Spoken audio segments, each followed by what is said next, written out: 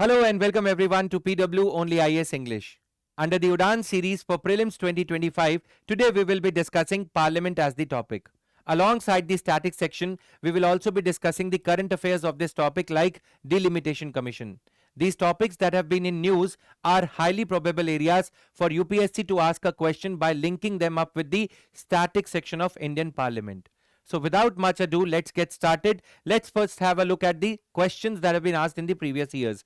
What is the difference between vote on account and the interim budget? So this was one of the questions. Then the authorization for the withdrawal of funds from the Consolidated Fund of India must come from the President of India, the Parliament of India, the Prime Minister of India, the Union Finance Minister. Superficial knowledge, static questions, but the year was 2011. If you look at the contemporary questions, the difficulty level, the interlinkage with the current affairs has been increasing. So we will study this topic in a manner that you are abreast of the contemporary way of asking questions from this topic. Let me tell you, many questions have been asked from the parliamentary committees as the topic. Then some things that have been in news have been directly asked, but linking them with the static section. So we will study, we'll maintain our approach that is in sync with the recent standards. Now, coming to this other question, with reference to Delimitation Commission, consider the following statements. The orders of the Delimitation Commission cannot be challenged in a court of law. Now, I ask you a question right at the outset. What is the membership of Delimitation Commission? Okay, so to prepare any topic in the right manner, you should keep on questioning about these type of things, okay, to your mind whenever you come across the current affairs news related section with regard to these topics. When the orders of the Delimitation Commission are laid before the Lok Sabha or state legislative assembly, they cannot effect any modification in the orders. Okay, these bodies, legislative assembly and Lok Sabha, cannot bring about any change in the orders of the Delimitation Commission. Okay, is it a quasi judicial body or what is it related to it that the order cannot be changed at all? Now moving to another question, a deadlock between Lok Sabha and Rajya Sabha calls for a joint sitting of the parliament during the passage of A. Ordinary bill, B. Money bill, 3. Constitutional amendment bill. What this question is asking you is directly whether the joint sitting under Article 108 can be brought about, can be had for money bill or constitutional amendment bill. This is the simple question, right? Now, in the Parliament of India, the purpose of an adjournment motion is to allow a discussion on a definite matter of urgent public importance, to let the opposition members collect information from the ministers, to allow a reduction of specific amount in the demand for grant, to postpone the proceedings of the check, to check the inappropriate or violent behavior on the part of some members. So we have to choose the most probable, most right option. Sometimes there is a confusion between, like here A and D can be there, okay, but A is the right option here. So likewise, if you are thorough with some conceptual aspect, you are having a better grip on the questions. Okay, the parliament can make any law for whole or any part of India for implementing international treaties. Now the question is asking, with the consent of all the states, with the consent of the majority of the states, with the consent of the states concerned, without the consent of any state. Okay, now if I change here from international treaty to bilateral treaty, the answer changes. Many of you who have already revised polity for twice or thrice, 2 times or 3 times, would understand what am I saying. Okay, Teesta water, etc., etc. Now the answer to this question is international treaties is with the consent of all the states. Likewise, you have to read all these questions that are there in the PDF. This PDF will be shared on the Telegram channel. The link of the Telegram channel is there in the description box. Now let's get started. Okay, there are a little more questions, but interspersed in between the topics. So coming to this topic, the parliament is the legislative organ of the union government, right? So it occupies a central position. All these things are there. Parliament is covered in part 5. Articles 79 to 122. What does Article 122 deal with? The conduct of the parliamentary proceedings cannot be discussed in a court of law, right? So this is doctrine of separation of powers. Okay, parliamentary conduct, the conduct of members of parliament, proceedings of parliament are a subject matter to be dealt with by speaker only. So, proceedings of the parliament cannot be discussed in the courts ordinarily. But you know, Supreme Court is the judiciary in India is all powerful. This is just a theoretical tenet. So, the articles that are in news, it is my job here to help you revise them when we are covering the static portion side by side. We will keep on highlighting these things also. Organization of Parliament. The Parliament consists of three parts, which is the President, the Council of States, and the Houses and the House of the People. This question was ditto asked in the prelims way back in 2013-14. The Parliament consists of the President, the Rajya Sabha, and the Lok Sabha. President is an integral part of the Parliament. Why?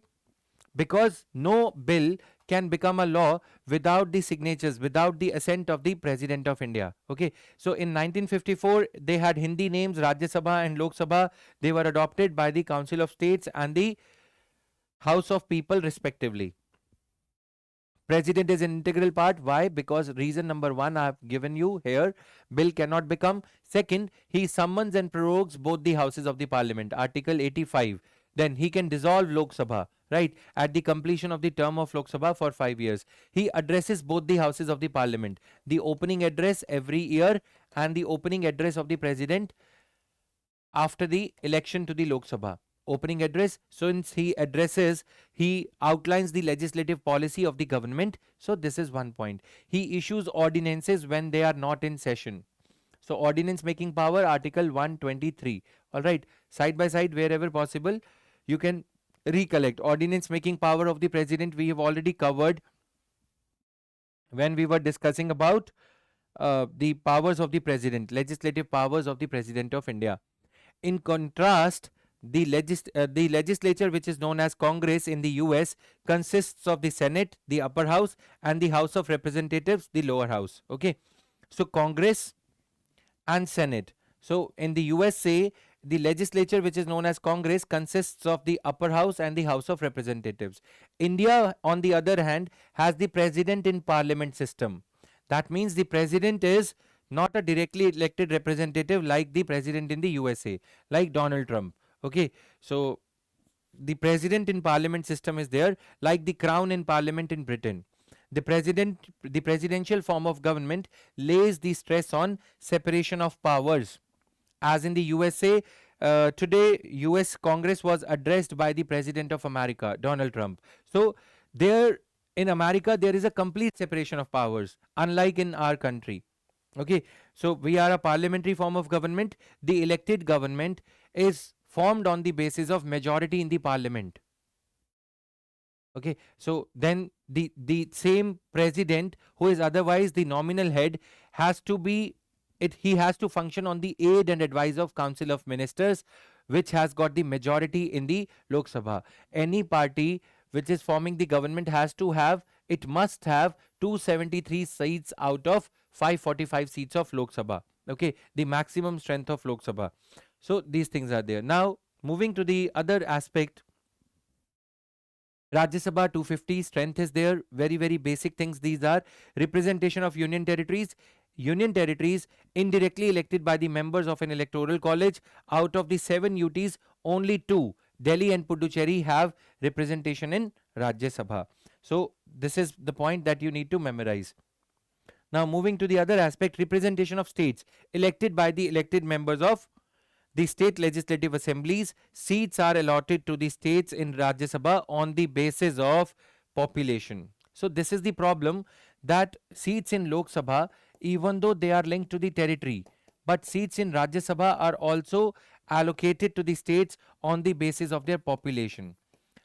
The northeastern states, like, they have lesser number of MPs in the Lok Sabha as well as in the Rajya Sabha. Northeastern states, if we talk about, they have 1 or 2 members each, or some of the states are having just 1 member. So in the Lok Sabha also they are having lesser number of members. In the Rajya Sabha also they are having lesser number of members. So this is the problem. The seats are allotted in the states to the states in Rajya Sabha on the basis of population. Hence the number of representatives varies from state to state. Unlike in America, in the the 50 federating units of America have two members each, members each from coming from all the states, irrespective of the size of Florida, Washington, okay, so New Jersey, etc. So all the members are all the states are equally represented, at least in the Council of States, unlike in India.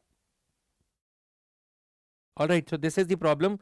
Now, nominated members, the president nominates 12 members to Rajya Sabha on, or you can say from 4 walks of life, from 4 areas.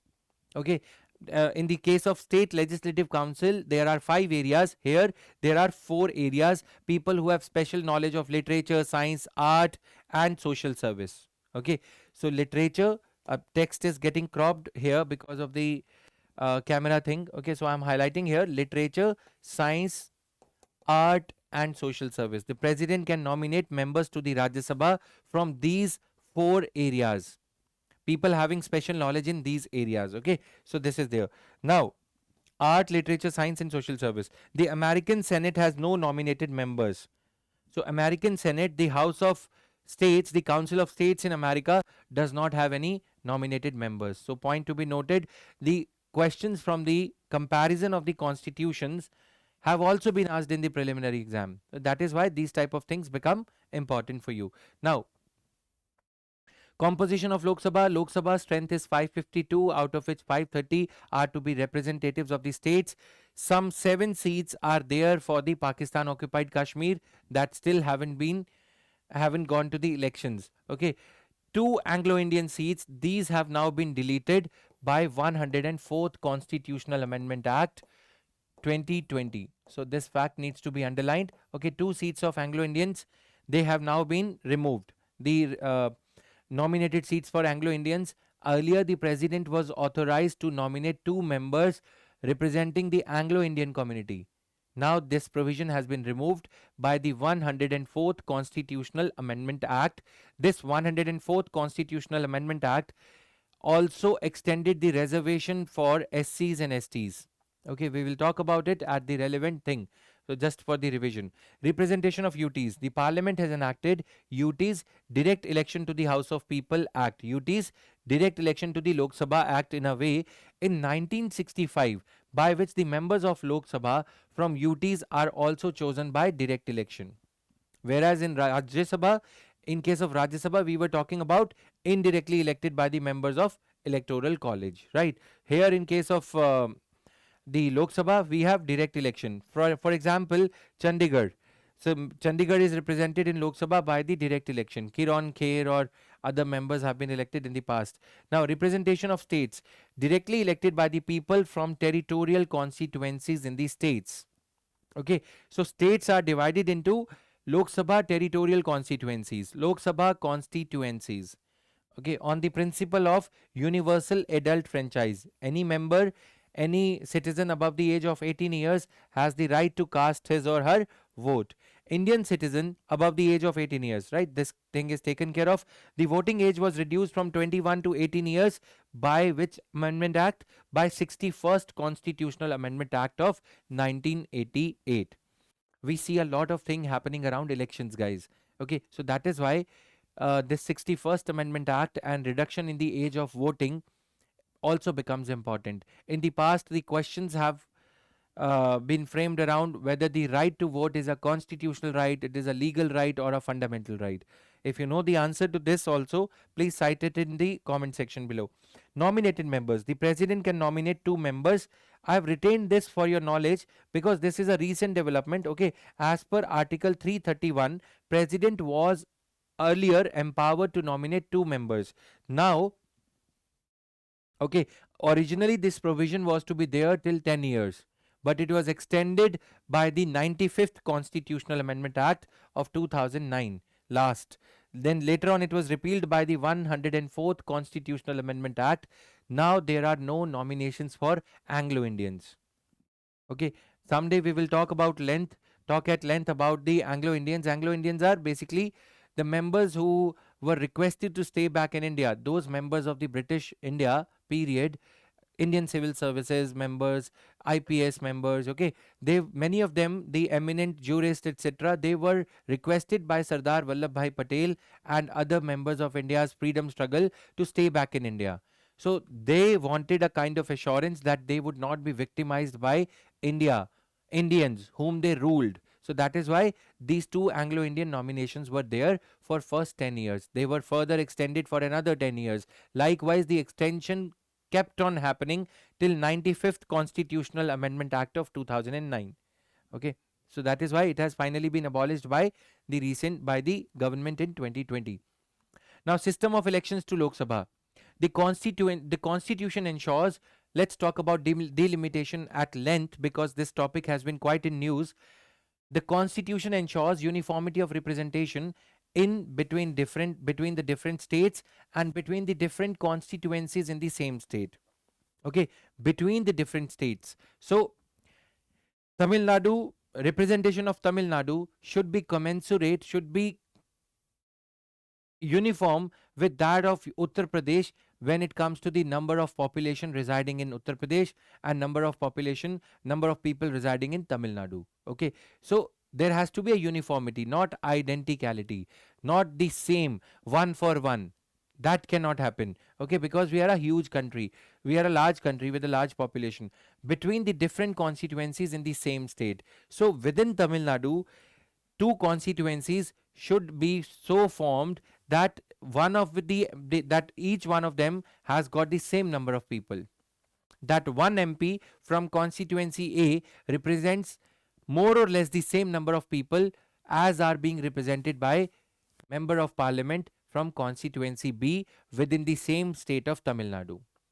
First, uniformity of representation between the states inter se, two states, UP and Bihar, UP and Tamil Nadu, UP or Maharashtra, Maharashtra or Bihar. Okay, uniformity between the states inter se. Then uniformity between the constituencies within the same state. This is what the constitution has written insofar as delimitation is concerned. What is the simple meaning of delimitation? Periodically revising the constituencies so as to adjust the number of seats in Lok Sabha according to the increase in population. Delimiting the constituencies. Constituency was earlier limited in size, but because of increase in population, it has got delimited. Now that delimitation of the population needs to reflect in the parliament. Okay, so that means number of seats in the parliament, in the Lok Sabha, the popularly elected house should also increase. Now, the ratio between number of seats in Lok Sabha and the population of each state is uniform for all states. It does not apply to a state having a population of less than 6 million. So, some states having population less than 60 lakh, okay, ratio between number of seats in Lok Sabha, this criteria does not apply. Okay, the population of each state, minimum number of seats have to be given to the states having just 60 lakh, population under 60 lakh. Okay, so this is there. Each state is divided into territorial constituencies in a manner that the ratio between the population of each constituency and the number of seats allotted to this to that constituency, to the state, is the same throughout the state. Okay, so the seats allotted to Patiala in Punjab, for example, should be same as seats allotted to Firozpur constituency or Amritsar constituency if we are talking about Punjab. Now, the seats allotted to Patiala constituency in Punjab should be more or less uniform with the number of people residing in Raebareli in Uttar Pradesh or Lucknow in Uttar Pradesh. Okay, this was continuing until 1970s, 1966. Okay, but then the freeze was put in the 1971. Seats have not been revised after 1971. Why? Because of the population control measures of southern states have been better than the population control measures of Uttar Pradesh, Bihar, Rajasthan. Okay, one of the reports of the Planning Commission labeled these highly populous states of India as Bimaru states. Because of this acronym, the Planning Commission had said, because of this increase in population, din dogani raat chogani tarakki, India has not been able to grow.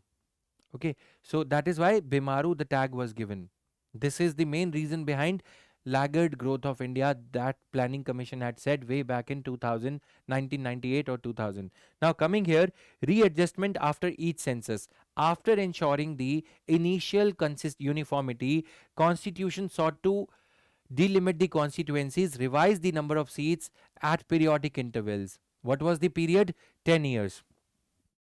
Okay, readjustment after each census. After each census, a readjustment is to be made in number 1, division of each state into territorial constituencies, and B, allocation of seats in the Lok Sabha to the states.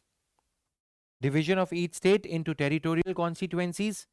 Okay, readjustment has to be done so that one MP is not representing as high as 25 lakh people, as is the case with Uttar Pradesh. But since the delimitation hasn't happened after 1972, okay, effectively, that is why the problem has happened.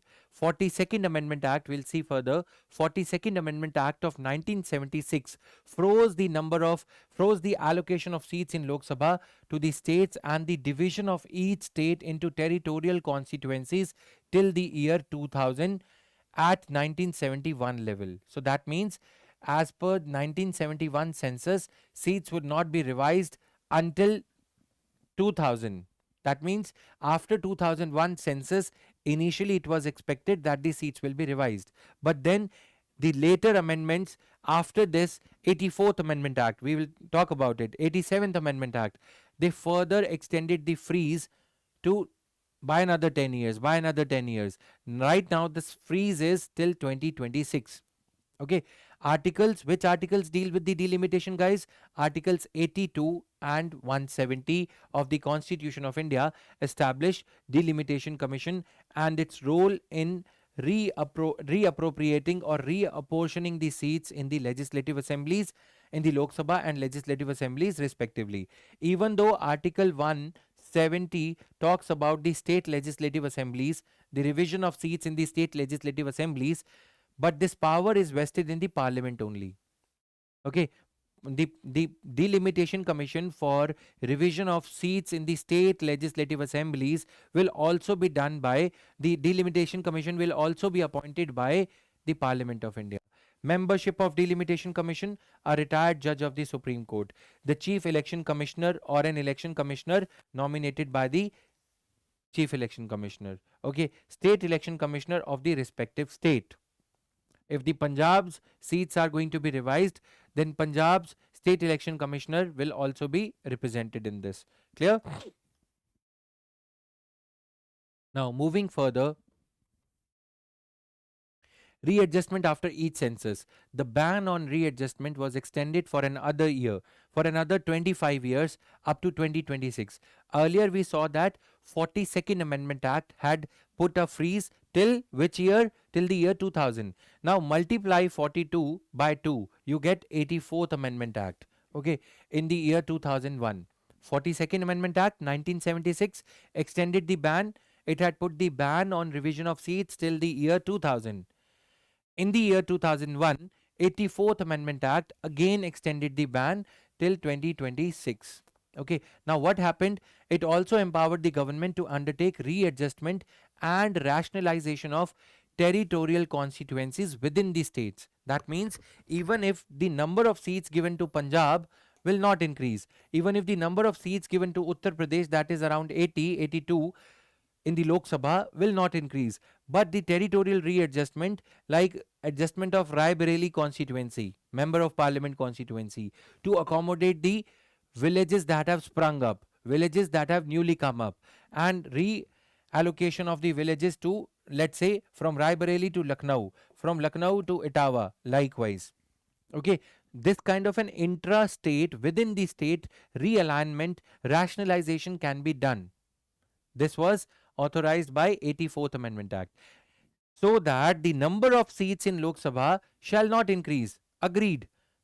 Let's not disturb the political balance between South India and North India, but let's at least allow the intra-state reallocation of villages, territories within these constituencies, villages, tehsils, etc. Okay, this was to be done on the basis of census figures of 1971. 1991, pardon me. Okay. Later, the 87th Amendment Act of 2003 provided for delimitation of the constituencies on the basis of 2001 census and not 1991. So here they said that 1991 census, but by the time 2001 census figures had come in 2003. So they said, why not choose the figures of the latest census to realign the constituencies within the states on the basis of the latest census. However, this can be done without altering the number of seats allotted to each state in the Lok Sabha. Clear? Reservation of seats for SCs and STs. Again, initially it was sought for first 10 years, but every time it has been extended. The last such extension was, second last extension was 95th Amendment Act of 2009 said that the number of seats reserved for these SCs and ST people will be there till 2020. Okay, but then again 104th Constitutional Amendment Act extended the reservation of seats in Lok Sabha for SCs and STs, number of seats in Lok Sabha as well as state legislative assemblies for SCs and STs according to their population as existed in 1971. No revision after 1971 till another 10 years. 2030. So 104th Constitutional Amendment Act. I told you it is the same act which abolished the Anglo-Indian reservation as provided under Article 331. 2 seats were reserved in Lok Sabha for Anglo-Indians. Okay, Article 331 was amended to this effect that this Anglo-Indian reservation will no longer be available. Alright. So this is there. Now, moving further, proportional representation not adopted. Rajya Sabha has adopted the system of proportional representation. While Rajya Sabha has adopted the system of proportional representation, while Lok Sabha has adopted the system of territorial representation. Okay, my other class starts. So there was the person was asking for the access to the system. That is why I got distracted. Now, under the Lok Sabha has adopted the system of territorial representation. Rajya Sabha says that in proportion to the population of a state, the seats will be allocated. But Lok Sabha has divided the country into state, and states have been divided into territories.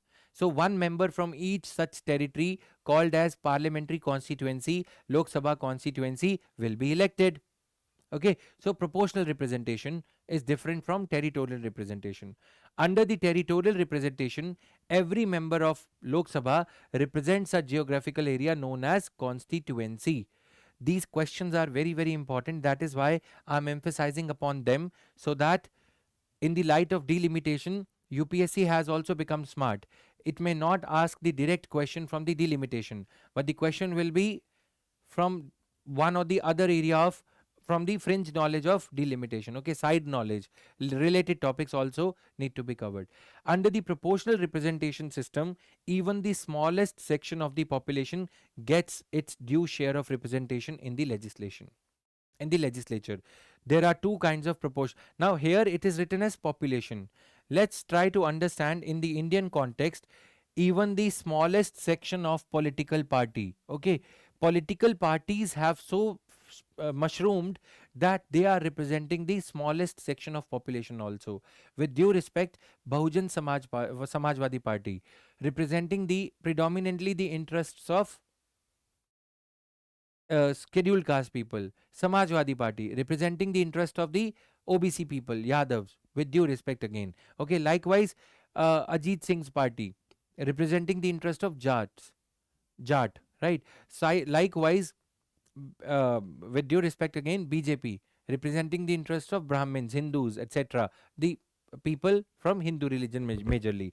Then Muslim League, etc. So these the Asaduddin Owaisi's party is there from Hyderabad, representing the interest of Muslims. Even though communal representation is not there, but proportional representation, the way it has been implemented or the way it has evolved in India in Rajya Sabha, it takes care of representation of even the smallest of the vote share. Right? Samajwadi Party, even though it is not in power in Uttar Pradesh for last 10 years, going to be 10 years now. 2017 they lost to Yogi Adityanath. Despite that, Rajya Sabha is still having some members from Samajwadi Party. So this is the beauty of proportional representation. Okay. There are two kinds of proportional representation, namely single transferable vote and list system. In India, single transferable vote system has been adopted.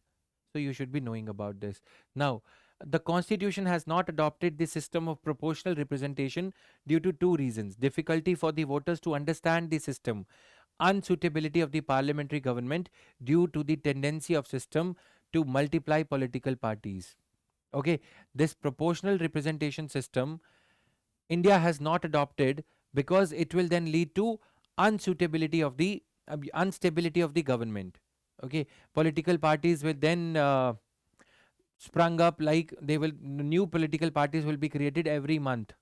Let's imagine that way. Okay, so that is the problem in India. Even though proportional representation system is there in Rajya Sabha, but we haven't deliberately adopted this system in Lok Sabha, right? So that is why the reasons are these two, that it is not suitable for the parliamentary form of government. Additionally, the system of proportional representation has following demerits. Number one, it increases the significance of the party system and decreases that of a voter. Parties will spring up even though informally parties have sprung up on the basis of religion, community, caste, but we don't recognize such parties, at least officially. At least formally we can't say that this party is representing the cause of Muslims or Hindus. Okay, not like that. System does not allow that because we are a secular country. So it increases the significance of communal or proportional representation. If it would have been implemented, it would have increased the significance of party system. The dominance of party would have further got accentuated. Okay, it eliminates the intimate contacts between the voters and the representatives. So representatives are, they become less important in the proportional system. What do we mean by proportional system? Vote will go to the party will decide who the candidate is going to be. Okay, for example, in the British era, Muslim League would decide who are going to be the Muslim candidates in proportion to the number of votes that Muslim League has got, right? That is unsuitable for a country like India because of communal divisionism, kind of tendency to divide the society into communities, various communities, and then the parties would have become more important, representatives would have become less important, right? Then it is highly expensive, it promotes minority thinking, okay, parochial thinking, narrow thinking, that I belong to this community, so I will elect my party's, my community's leader only, irrespective of whether he is good or not. It does not give any scope for organizing by elections. Okay, if one or two seats are left out, if a member dies or something happens, there is no scope for by election in proportional representation. Duration of Rajya Sabha. Rajya Sabha, first constituted in 1952, is a continuing chamber having its duration at 6 years. One member, if elected, will continue in the office for 6 years. Okay, with the provision that one third of the members they retire every 2 years. Simple. Okay, so in 1952, the members were appointed on the basis of draw. The members chose to retire on the basis of draw of lottery.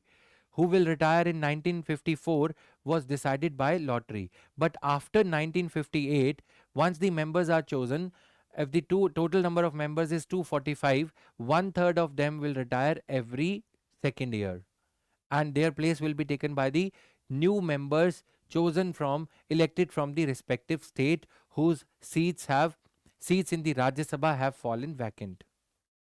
Members of Rajya Sabha are chosen from states, okay, on the basis of the strength of the political party of in the state. For example, if in UP right now BJP is in majority, so if any seat in UP Legislative Assembly, if any seat in Rajya Sabha belonging to UP falls vacant, then the members of Legislative Assembly of UP, in proportion to their number, will choose the member.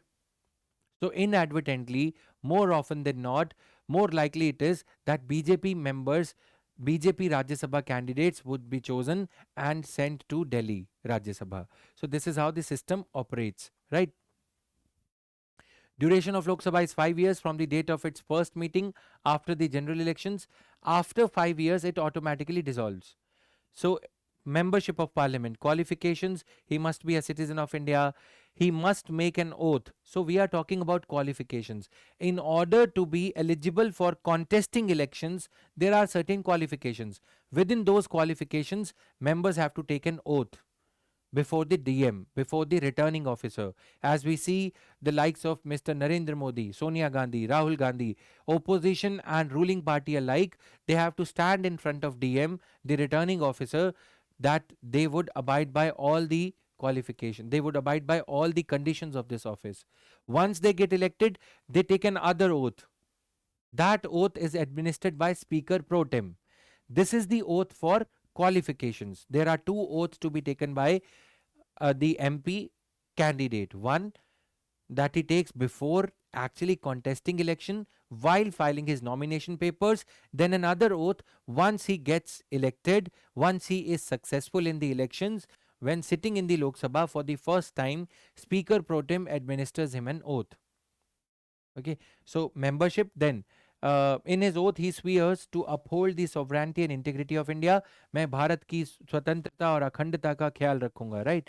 Then to bear true faith and allegiance to the Constitution of India. He will have faith in the constitutional methods of working of the Constitution. Okay, so rest of it we will continue in the part 2 of this lecture. There are a lot of topics that we need to cover. Disqualification criteria, then anti-defection law, then the contemporary topics, the debate, the discussions going on in the Supreme Court with regard to anti-defection law, banning a candidate, what if the member is not attending the proceedings of the House? Okay, if he is absent from the House for 60 consecutive days. So this was recently in news. All the news related articles, the polity topics will also be covered alongside the static topic in the next session that will be uploaded on this channel day after tomorrow, Saturday. Okay, 2 days after Saturday will be there. So disqualification, these topics will be covered. Until then, thank you guys. It was a pleasure teaching you. I hope this series is of use to you. Please share your feedback in the comment section if you have any inputs for me. If you want, we can improve it in one way or the other. Your suggestions will be welcomed. Thank you. Bye bye, guys.